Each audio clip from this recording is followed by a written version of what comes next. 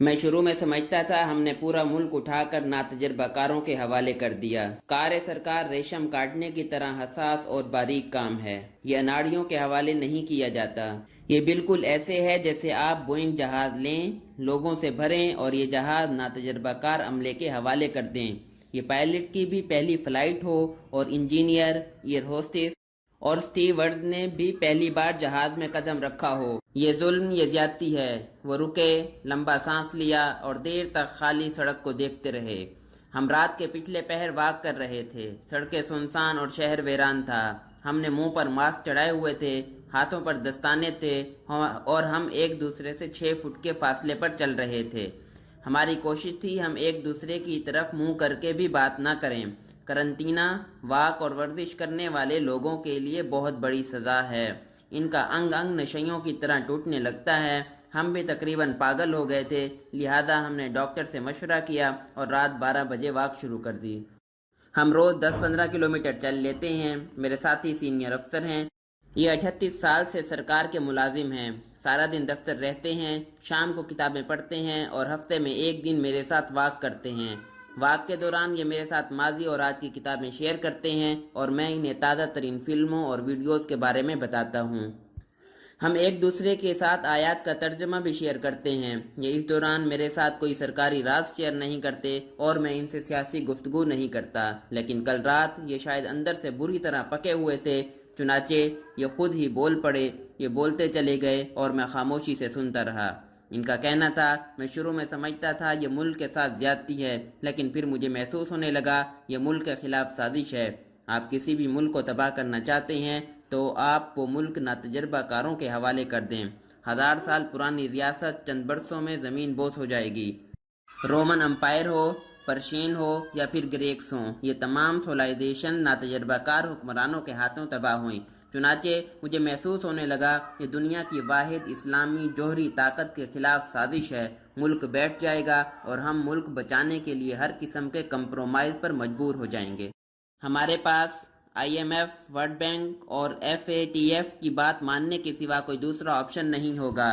لیکن میں اب ایک تیسری رائے پر مجبور ہو گیا ہوں۔ مجھے محسوس ہو رہا ہے یہ عمران خان اور پاکستان تحریک انصاف کے خلاف سازش ہے۔ مجھے جھٹکا لگا اور میں حیرت سے ان کی طرف دیکھنے لگا۔ وہ ماسک ٹھیک کر کے بولے، مجھے یقین تھا میں آپ کو بے وقوف یا دیوانہ لگوں گا، لیکن وقت گزرنے کے ساتھ ساتھ مجھے محسوس ہو رہا ہے یہ عمران خان کے خلاف سازش ہے۔ پاکستان تحریک انصاف اور عمران خان ایک تیسری طاقت بن کر ابھر رہے تھے۔ پورا ملک ان کے ساتھ تھا۔ یہ نوجوانوں کی امنگ اور پسے ہوئے طبقوں کی مراد تھے۔ بس ان میں 2 خامیاں تھیں، ٹیم اور تجربہ۔ یہ لوگ کبھی سرکار اور سسٹم کا حصہ نہیں رہے تھے، اور سسٹم چلانے کے لیے آپ کا سسٹم سے آگاہ ہونا ضروری ہوتا ہے۔ 2013 میں انہیں KPK میں حکومت بنانے کا موقع مل گیا۔ یہ اگر 2018 میں وفاق کے بجائے سندھ، پنجاب یا بلوچستان میں حکومت بناتے تو یہ اپنی ٹیم بھی ٹیسٹ کر لیتے اور انہیں حکومت کا تجربہ بھی ہو جاتا۔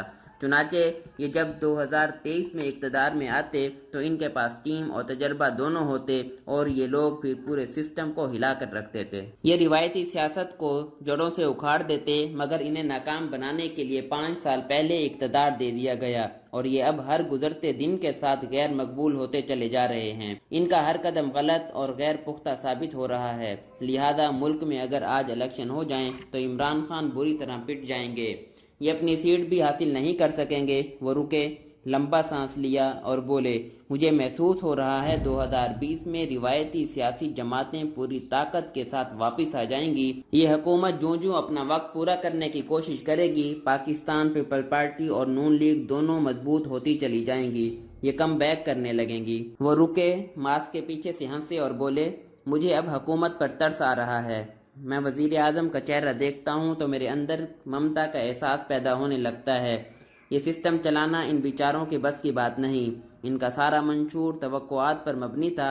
ان کا خیال تھا یہ آئیں گے تو تارکین وطن ڈالروں کی بارش کر دیں گے، خزانہ بڑھ جائے گا اور یہ $100 بلین اس کے منہ پر جڑ دیں گے۔ ان میں سے کسی نے یہ نہیں سوچا تھا تارکین وطن کی تیسری نسل باہر جوان ہو گئی ہے۔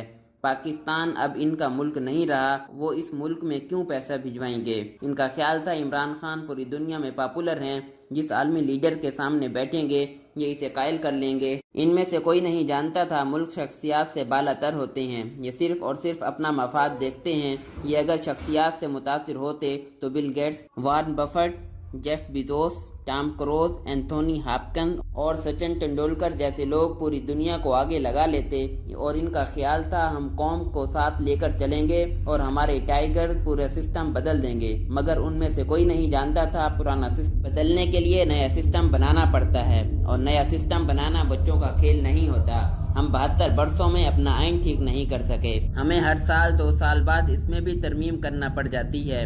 ہم 47 برسوں میں آئین میں 26 ترامیم کر چکے ہیں، جبکہ امریکہ کا آئین 1789 میں بنا تھا اور اس میں 231 برسوں میں صرف 27 ترامیم ہوئیں۔ یہ 2 برسوں میں ڈھنگ کا وزیر قانون تلاش نہیں کر سکے، یہ گر پڑ کر پھر بابر اعوان کو لے آتے ہیں۔ یہ 2 برسوں میں چینی اور آٹے کا نظام نہیں سمجھ سکے، اور پوری حکومت ایڑی چوٹی کا زور لگانے کے باوجود پشاور کی میٹرو نہیں چلا سکی۔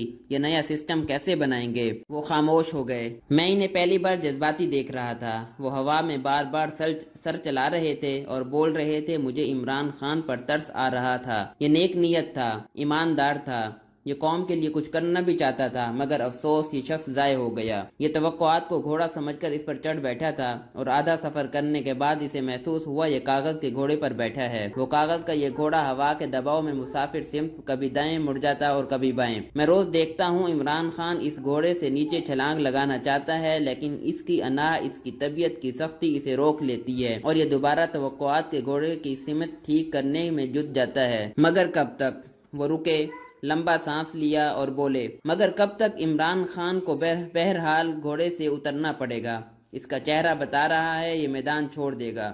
وہ رکے، ان کے اندر سے آہ نکلی۔ وہ بولے، مجھے یقین ہو رہا ہے یہ عمران خان اور پاکستان تحریک انصاف کے خلاف سازش تھی۔ روایتی سیاسی جماعتوں اور 200 سال پرانے سسٹم نے عوام کی امیدوں کو انڈے کے اندر ہی کچل دیا، پھر کچا توڑ کر ضائع کر دیا۔ وہ خاموش ہو گئے۔ سڑک پر سناٹے اور کورونا کے خوف کے سوا کچھ نہیں تھا، اور اس کچھ نہیں میں 2 سائے آہستہ آہستہ چل رہے تھے، حکومت کی طرح بے سمت اور مایوس۔